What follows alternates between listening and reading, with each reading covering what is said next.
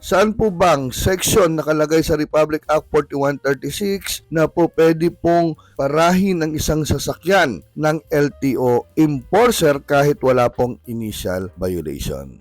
Ayon sa Republic Act 4136, Section 4.6, the Commission of the Land Transportation or his deputies may at any time examine. Okay, ibig sabihin nito, pwedeng parahin at examine and inspect any motor vehicle to determine whether such motor vehicle is registered or unsafe, overloaded, improper marked or equipped, or otherwise unfit to operate because of possible excessive damage to highways, bridges, and or culverts. Okay, so nandun po siya, no? So anytime po, kahit na 2:00 na madaling araw, so po pwede kang parahin ng deputized ng LTO.